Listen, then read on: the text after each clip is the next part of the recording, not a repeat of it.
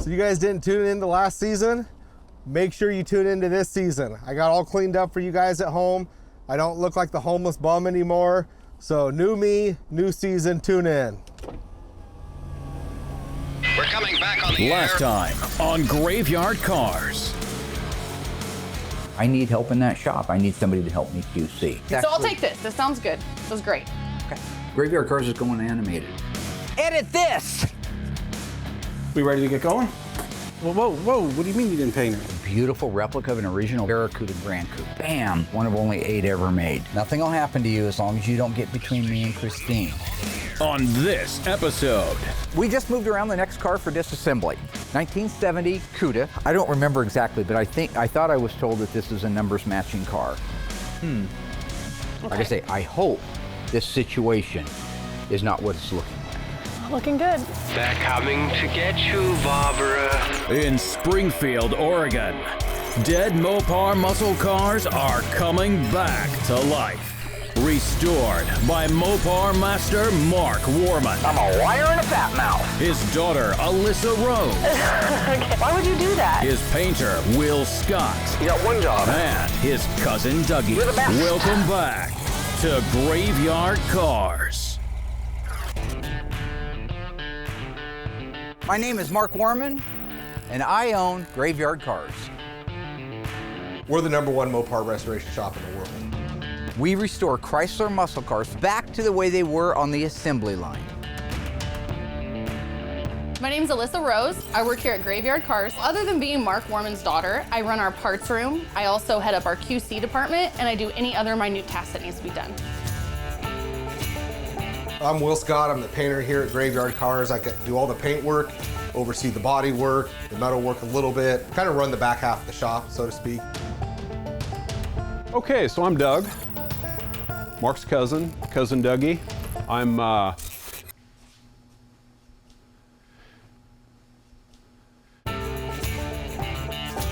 name is Justin Jesdahl. I work here at Graveyard Carz, and I am the assembly tech. The Chrysler muscle car is without a doubt the most collectible American muscle car on the planet today. Some versions selling as much as $3.5 million.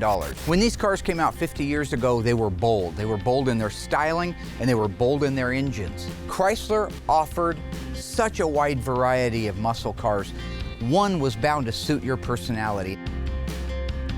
And that's why today there are so many different variations, so many different classes, and such collectability, because it allowed you to be you.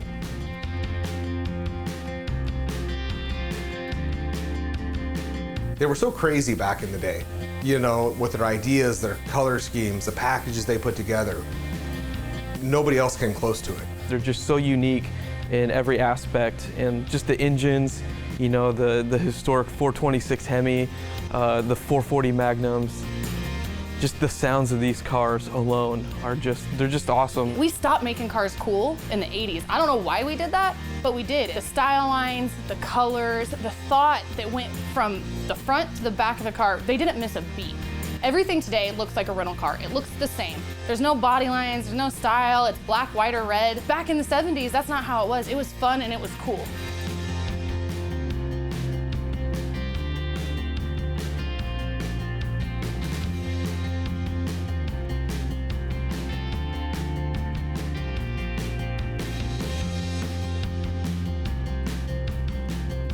Will Scott has worked with me for over 2 decades, most of his adult life. As lead painter, Will is responsible to make sure that the body work is done correctly. The primer work, the jam work, the top coating of the base coat, clear coat, or single stage paint. Everything has to be perfect before it can get moved over to the assembly shop. When that car does roll from the paint shop into the assembly shop, each and every time is my proudest moment. Will does a great job and he's part of our family. Justin is our lead assembly technician. His job is to put these cars together once they're out of the paint shop. He is in charge of installing all of the exterior trim and ornamentation on the cars, assembling the interior including the dash assembly, installing and plumbing out the engine, transmission, and rear end. And the best part of his job is when he hands me a set of keys and says, "Mark, that car is ready to go." I do a final QC, I call the customer, and we're heroes.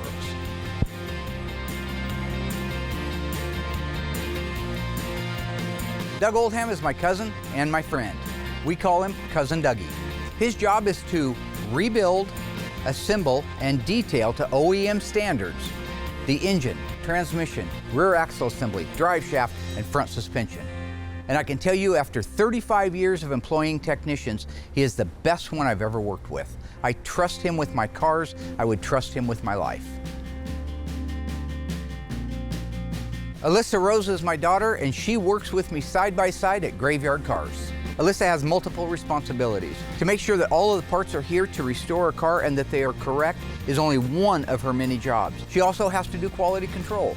Her job is to make sure that these guys do their job. And probably the most important of all of her responsibilities that could not be replaced easily is that she gets me my coffee. And she knows exactly how I like it, the right amount of creamer, the right amount of cocoa. I like cocoa in my coffee. She makes it perfect. We just moved around the next car for disassembly. 1970 Cuda 446 barrel. It means it's a V code in the VIN. It's a A34 Super Track Pack. That means it has a Hemi 4-speed and a Super Track Pack 410 Dana rear end. It's FE5 Rally Red, white interior. This car belongs to Jim Root. Those of you who are Slipknot fans out there will recognize the name. So we made a deal, brought the car out here, and we're getting ready to start the disassembly now. Carefully take her out, set her on a cart.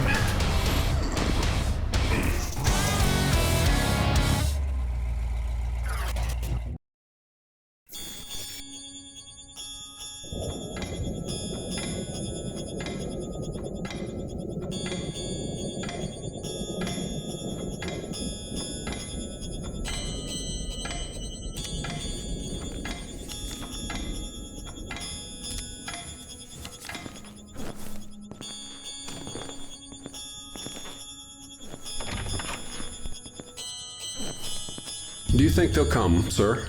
Oh, they'll come. And they'll come all right. Here, stamp these and mail them.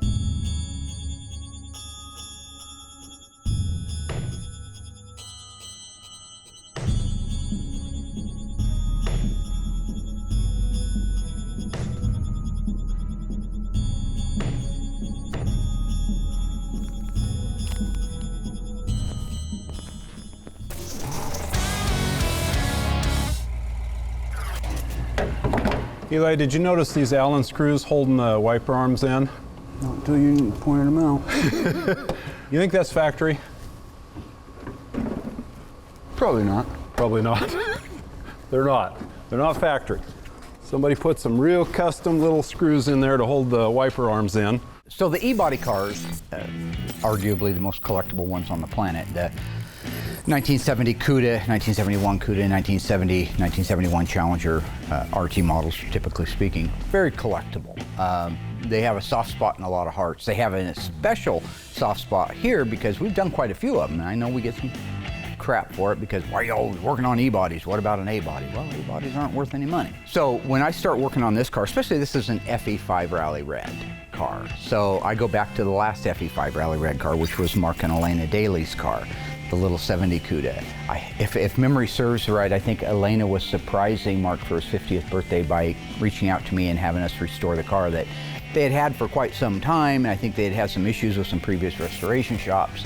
So when they made the connection with me, and this goes back to like season 3 or so of 2 or 3 of Graveyard Carz, back in the early days. This was a nice little car. What they wanted when it was completely finished was a 1970 Cuda in FE5 Rally Red with 383 automatic. Now they made some modifications to it. He wanted it a little bit lower to the ground, so we did that. The interior, we had Instrument Specialties had done the dash on it. He wanted it to be the same color FE5 Rally Red where the wood grain would go. He wanted that to be the same color as the outside of the car. So just, you know, kind of personalize it.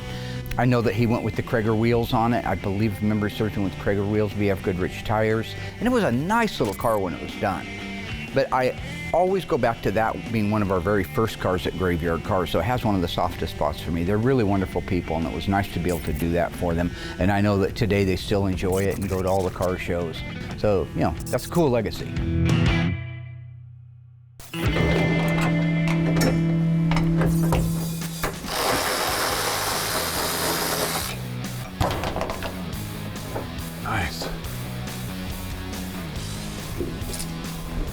I'm having a pretty special day today, taking apart one of my very favorite cars, 70 Barracuda 446 pack. Slipknot is a rock group, I think. I have never heard their music, honestly. What kind of music do you like to do? Ah, boy. 70s, 80s rock and roll. Eli, I think, was over my shoulder all the time. Anytime I was taking anything apart, working on it, he was right there with me. And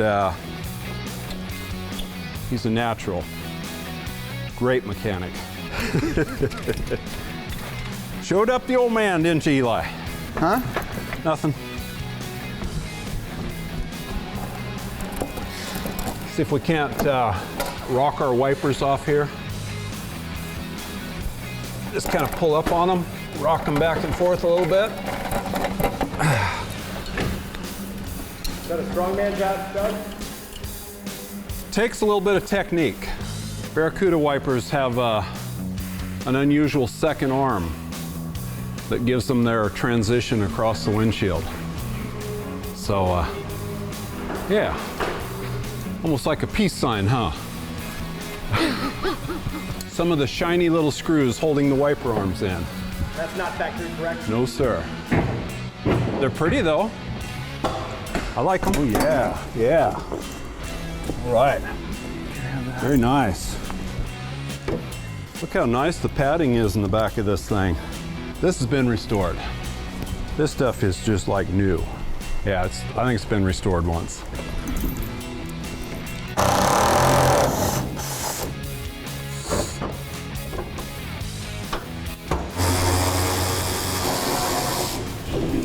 Barracuda trunk lock assembly. All in one piece. Yeah.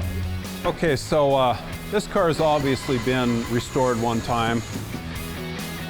And since it hasn't been that many years since it was done, it's a lot easier to work on something like this because everything is still pretty fresh compared to most of the original cars that we work on, which have been sitting for, I lost track how many years. Those are hard to work on. Everything's rusted really bad. And this stuff's pretty fresh. So this is kind of nice.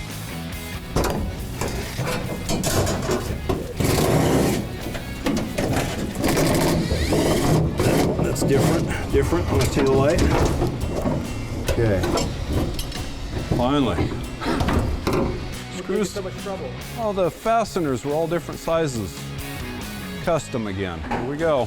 The 1969 Dodge Charger Daytona is one of the most collectible Mopar muscle cars on the planet today.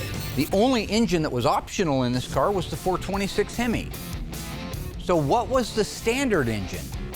Was it the 383 Magnum, the 440 Magnum, or the 446 pack? Stay tuned after the break and I'll give you the answer.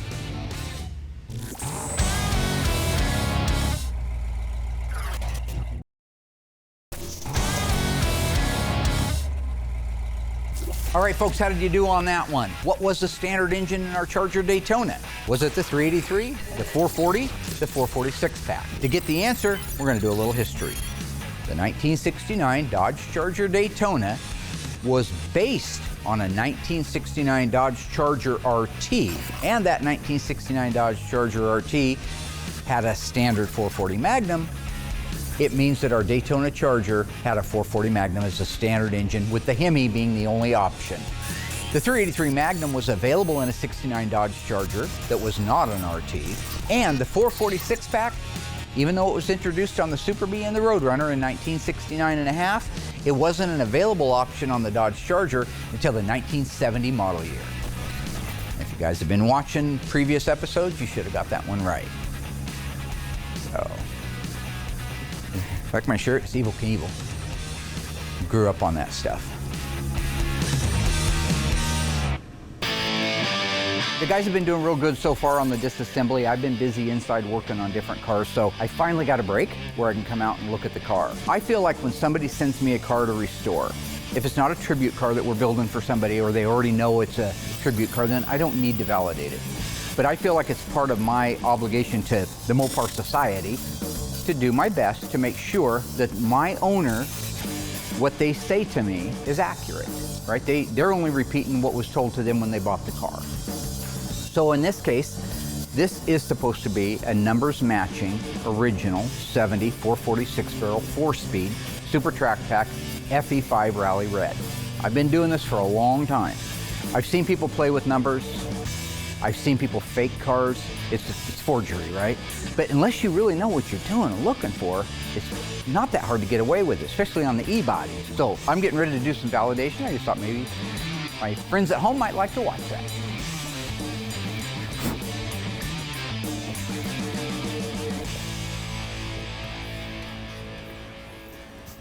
So another cherished family member at Graveyard Carz is the 1971 Cuda 344 speed that we did, again, back in probably around season 3.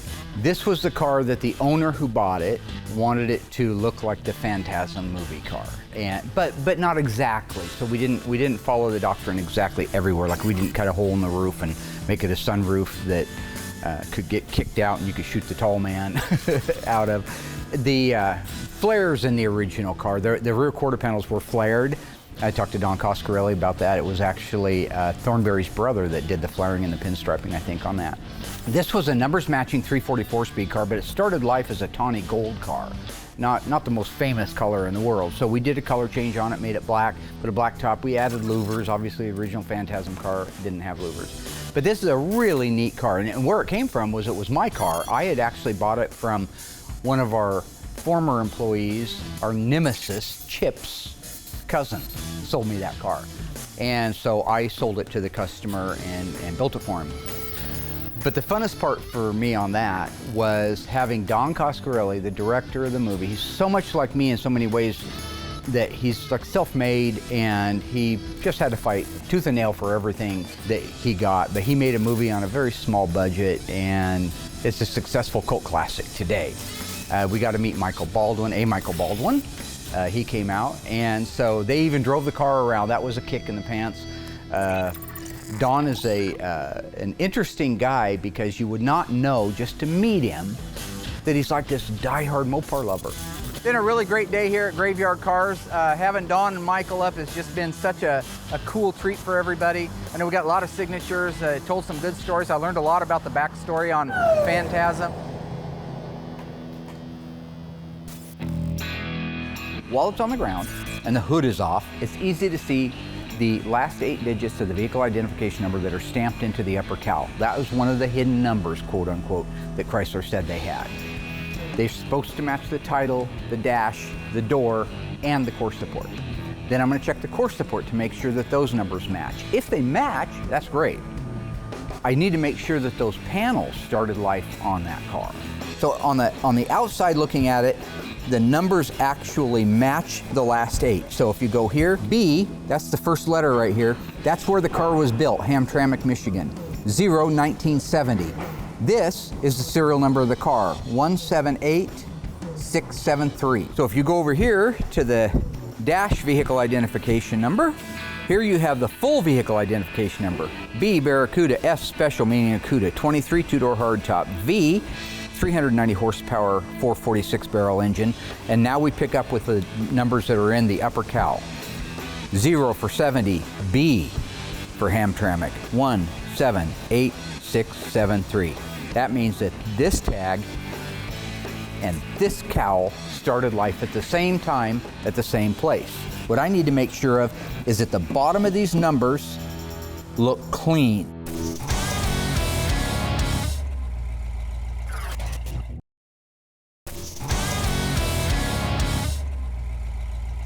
What I need to make sure of is that the bottom of these numbers look clean, that there's no evidence anybody's re-stamped the cowl. So I do that with a mirror.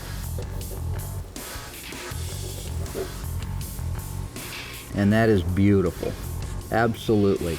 Nobody has had that panel off. Now I turn it sideways here and I can actually see the welds, the backside of these welds that I was talking about a little bit ago. I can see the backside. This would be the kind of stuff you'd be looking for if you were trying to determine if a car had been fraudulated.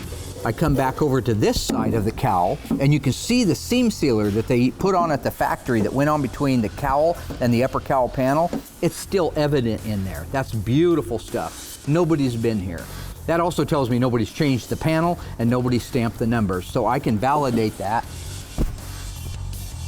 as an original panel. Another car that we did a lot of restoration on but didn't install the drivetrain on this one was Chris's 1970 AAR, FY1 lemon twist yellow, 6-barrel ALR 4-speed car. And I had made a deal with him to do just the body and paint on that car. And we did do a suspension in it so it could roll. It came out beautiful. My favorite color, other than the burnt orange on my Charger, would be the top banana lemon twist yellow. I love the color. I'm colorblind, as everybody knows. So when I see limelight green, I'm seeing lemon twist yellow. So to me, it's all good. Doesn't matter, I don't care what the coat is, it's beautiful yellow. So with the strobe striping down the side, the blackout on the hood and the tops of the fenders, I mean, that was a really fun build too. So it's great. The cowl is the original cowl. You could tell by the patina on the bottom side of it, the rust. There was no heat ring. I'm really happy that the cowl matches. Okay, so I want to take a look at the numbers in the upper tie bar or the core support. So the radiator support is the part of the car at the front that actually holds the radiator. Now these numbers were stamped in like this. So they read left to right, but they're upside down. I'm just gonna wedge this in there so I can actually get that radiator away from it. It might be really hard for everybody to see it, but it is the last 8 digits. It's Bravo 0178673. They're stamped in nicely. It's got the right amount of dent into it as a result of the number stamping, so that's perfect. So it turns out that our core support not only is the numbers matching original core support that matches vehicle identification number of the car, but it started life on there. While I'm here, I'll just look and make sure that that radiator support hasn't changed from one car to another. So I'm gonna look at spot welds. And this is beautiful. Then the beautiful thing is, this baffle is spot welded to this inner fender. I look down there and I see the factory spot welds. This is not gonna show up well on camera, but come on over here and I'll show you at least one. I'll show you at least one. It's great when you look around and you can see that the spot welds that hold the upper radiator support and lower radiator support to the frame rail and to the inner fenders are all original unmolested spot welds. Our unit will duplicate a spot weld, but we don't have the exact same size. So you really got to be worth your salt to know the difference between our spot welds and the factory. But that's what they pay me for. So I believe that this apron started life on this car with this radiator support and that upper cowl panel. So everything from this windshield forward started life on this car. And that's a good thing. One gentleman that reached out to me had a burnt orange FK5, one of my favorite colors, 446 barrel 4-speed car. Really a neat car. He'd had it a long time, had drug it around with him for a long time, had done some work to it, but got to that same hopeless point that so many people do. And so he reached out and talked to me about doing just the body and paint work on it, which in this particular case would include, you do all the body and paint, you put the windows in the car and make sure that they roll up and down the seat. You have to do the headliner in the car. We call it kind of watertight. Making sure that the things that, when it gets home, he just needs to bolt the car together, not deal with things like a headliner that won't go in or a back glass that doesn't fit. We take care of all that stuff here.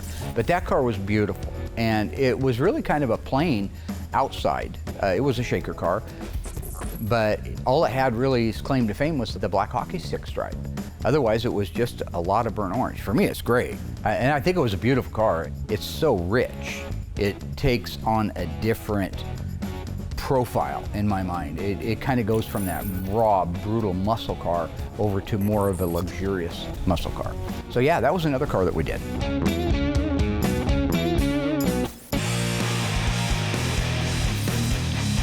I don't remember exactly, but I thought I was told that this is a numbers matching car, which means the vehicle identification number on the side of the block should match the car. We can't look at that yet till we get the car up in the air, but there is a pad on the top of these 440s that you can look at that have some alphanumeric codes on them that at least clue you if you're in the right area. I'll explain in a minute once I look.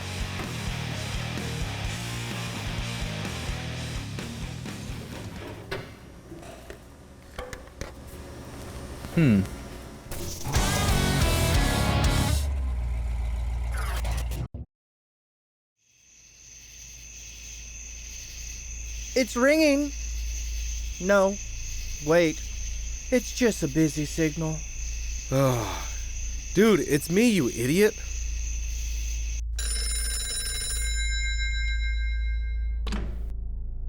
Hello? Hello? Hello, anybody there? Thank goodness. Tell him we're not gonna make it. What the? He hung up on me. Did anybody answer? I swear I heard somebody. And then they just hung up on me. Really? What did it sound like? Click. Idiot.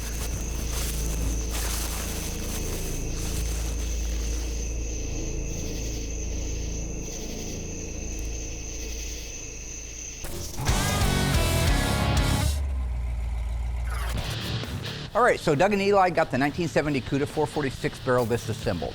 So what I want to do now is go on the underside of it. I've already validated that the cowl and the core support numbers match the vehicle identification number, and they started life on that car. Those are good things, but there are other markers, DNA markers, if you will, that will validate if that car's a real, at least 440 car. And I'll explain more of that once I actually get underneath there. So we're gonna start up here at the very front corner. So this right here is the piece of steel that makes up the torque box or the subframe connector. It is in place where it should be. It ties together the rocker, the cowl panel extension, and the frame rail itself. Here I'm looking at the weld. See that sporadic weld right there, but there's nothing in there? Weld, weld, weld. But when I look at it, it looks like every one I've ever worked on. They're kind of crappy welds, they're not consistent. I've come up to these and I've seen a solid bead of weld around it, all pretty. That's not right. This is right. So let's take a look at the back. These are the rear subframe connectors. In this case, all the factory stitching is in place.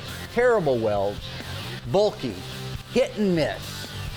Very, very factory. The other thing you see on this side and on the other side is a leaf spring hanger reinforcement. That went with all 440 cars. So if you had this, Mark, you're wrong.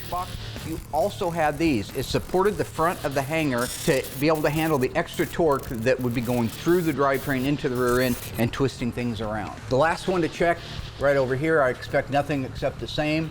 No replacement, these are factory torque boxes. Now just one last quick note is if you were working on a 70 or 71 Cuda or Challenger 426 Hemi car, if you had the Hemi option, you would also have a reinforcement plate that welded right here where the pinion snubber goes up and impacts. This doesn't have it because it's just a 440 and they didn't think it was required. But if it was a Hemi, you would have that plate right there. It's not there, that's good, it shouldn't be there. Another really cool Barracuda 71 belonged to a young man up out of Portland area. He wanted it to look exactly like a 446 barrel shaker hood 71 Cuda, but with us just doing the body and the paint on it. But we took the car apart, we stripped it, we dipped it, came back, we replaced the necessary sheet metal on it, and we began to build out a complete 71 appearing Cuda 446 barrel 4-speed car.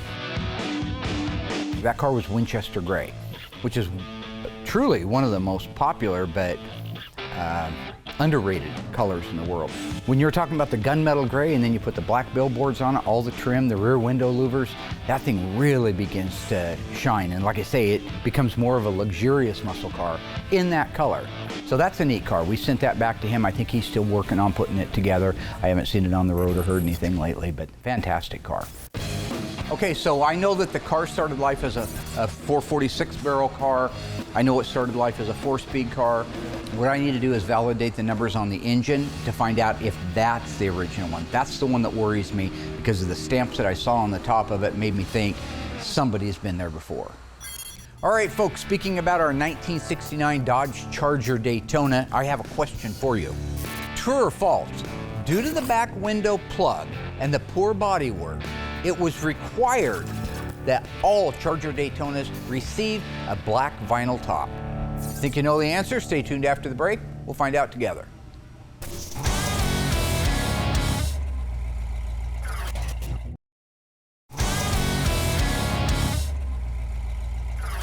Jim Root is lead guitarist for the group Slipknot.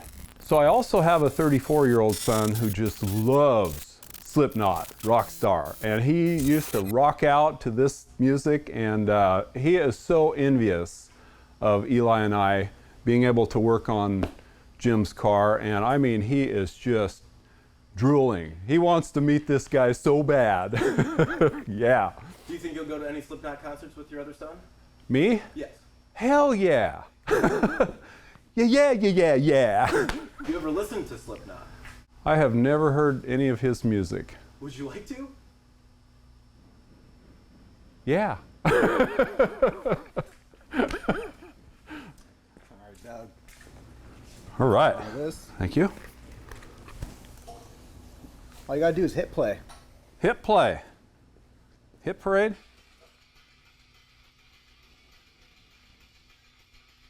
Oh, wow. Ooh. No, I'm sorry. Yeah. No, I don't think I can do that. No, it's not for everybody. What do you think of Slipknot, Doug? I don't think I can do that.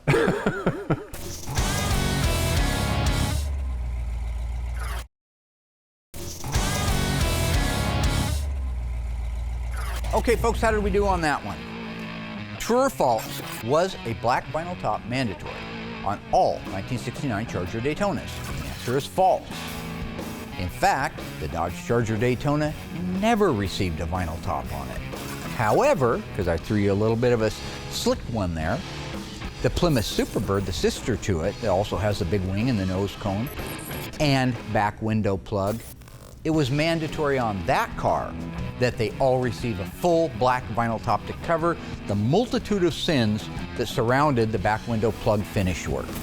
So, just so you know, they built 503 Dodge Charger Daytonas and 1,920 of the Plymouth Superbirds. So, rattle this off all day. It means nothing to me. Evel Knievel.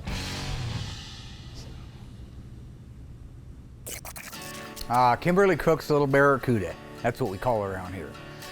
1970 Barracuda. This was a L code, L like in Lima, or 383 two-barrel. Really unusual little car. So it was EF8 green, but it was coded for the luggage rack on the deck lid. It's a convertible with a 383 two-barrel and air conditioning. Now, her dad had that car since she was a little girl. It's just a wonderful story. It's good people, salt of the earth stuff. It's kind of stuff that makes me glad I do what I do. Her dad had the car from the time she was growing up until he passed away. And he left it to her, and so that's a family heirloom that's not going anywhere, ever. And so they reached out to me a few years ago, gosh, I bet now it's been 6 years or more, 7 years, and wanted me to restore the car. Fast forward to the day we revealed the car. I mean, this was a neat little car. It had lots of stumbling blocks along the way. The main one was that right before her father passed away, she wanted him to be able to drive that car one last time, or at least ride in it, and she succeeded at that. So I happen to have an F383 two-barrel non-HP engine. I donated that to the cause, keep the car original as possible. Classic Auto Air completely restored the air conditioning system. There's a lot of parts on that. And boy, they did a phenomenal job. That thing blew ice cold air when it was done. Instrument Specialties, Mikey, gorgeous job on the instrument cluster. The body and the paint was beautiful. The assembly went well. This was actually the very first car that we ever even had in this building that we're in right now. Unbelievable. Thank you. I'm glad we could do it. I'm speechless. It's gorgeous. It's literally as close to brand new assembly line as it could be. The only thing I didn't do was I didn't replace the steering wheel, because this is the one that your dad had and had his hands on, and you probably as a little girl in there playing. Yeah. So I wanted to present you with the original wheel. These cars mean something to people. They're not just transportation. In some cases they are, in some cases they're a way to make a buck. But for some people, it's part of the family. And this car is part of her family when she was growing up, and it's part of her family now. And it'll be part of her family for the rest of her life. So my goal at Graveyard Carz has always been to do as many of these cars as humanly possible, and that's why you'll see that our prices are way down from our competitors.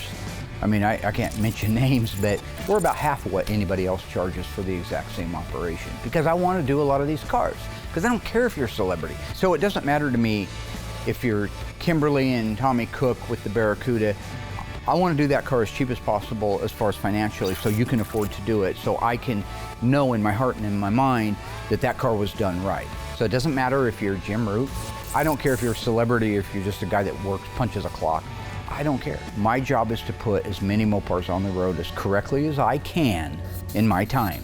And that is really what Graveyard Carz has and always will be about. So we know in our 70 Cuda that the body numbers match, the dash VIN is original, all of the torque boxes and body numbers are in place, so we feel good that it's a real live 70 V code 446 barrel Cuda. I didn't like the stamping that I saw on the top of the ID pad, so I had Doug and Eli bring the engine and transmission in. That's what we got over here. I want to take time and look at everything carefully. Clear your mind. Erase everything from your mind. If this was Men in Black, I'd hit you with one of those things and you'd forget everything so I could work with a clean slate. It's pretty much how I wake up every day. Anyways. This is a great opportunity as she's beginning to grow more and more into the role of shop manager.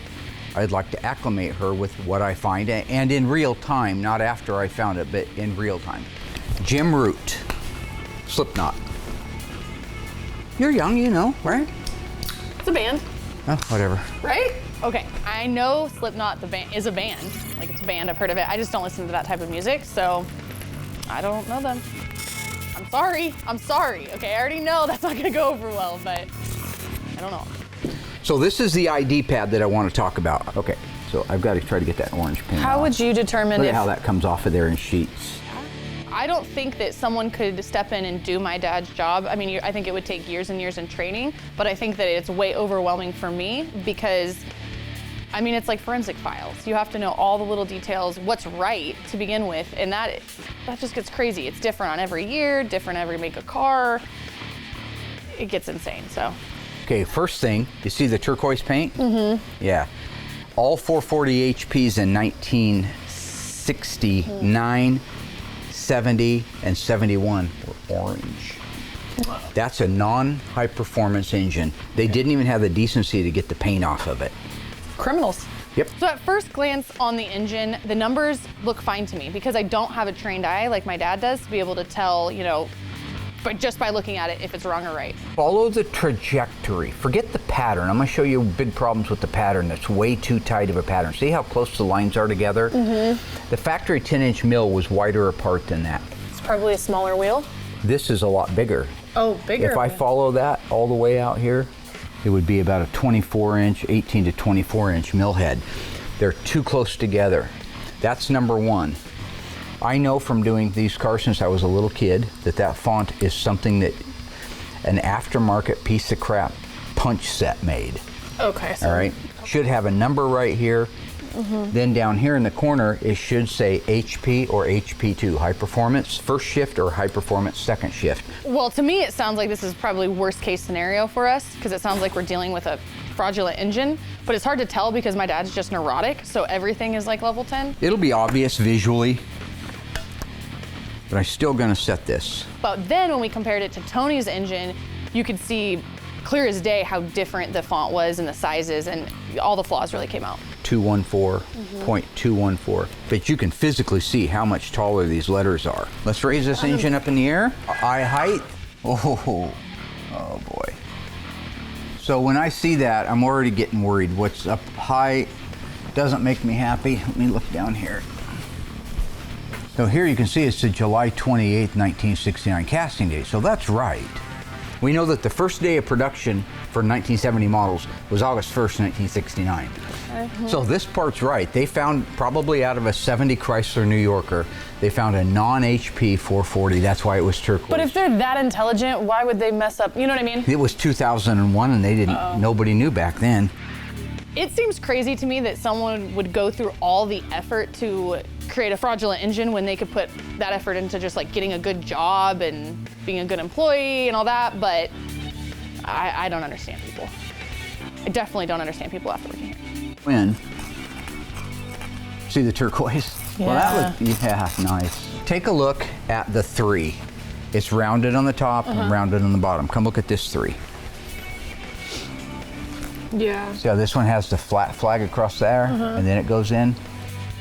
So at first, it might seem overwhelming to be able to tell if an engine is correct or not, but when you start going through all the minute details, like the milling on the engine block and the size of the numbers, if all of them are the same size, because that was something that we ran into with that engine, is that one number would be really large and the next one next to it would seem quite small. So that's a red flag, and all those things add up, and if you see one red flag, keep following the trail, you'll probably find the rest. I think somebody added the 3 and the 8. Look at that 8. The 7. And this 7 and this 1 are the right size. That one, and that one have been put in. Interesting. Little fakery. Call it fakery. So I've got to let him know somebody re-stamped the engine. Okay. This is one of the situations that you don't want to have to call the owner. The numbers, obviously, as I had mentioned, have been stamped in, and not even good. Not a good job. It's a bad forgery. It's a forgery. It's a bad forgery. It's the right date code, but it probably was never an HP engine.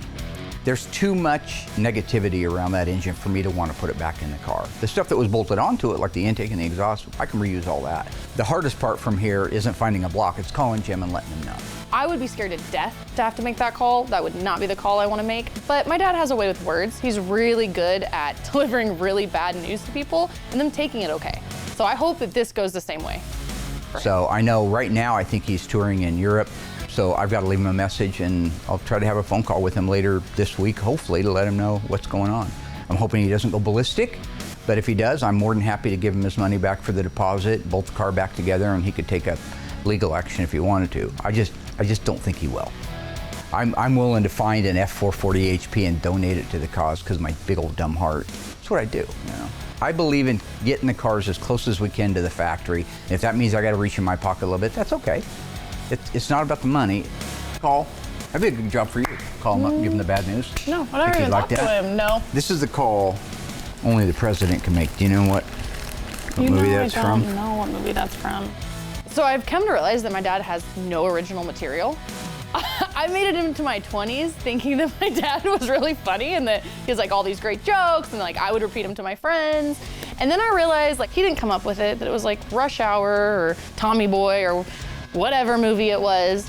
And so yeah, my dad's just recycled. It's not. Call only a president can make. So he picks up the phone and he's talking to him and he says, yeah, it's the President JFK. Bye, Dad. Jack. I just walk away. When my dad gets too crazy, the best thing to do is walk away because if he has an audience, then he's gonna perform. Had to tell him, I need you to hold off on this. And he goes, hey, I held off on the Bay of Pigs, man. It was the worst mistake I ever made in my life.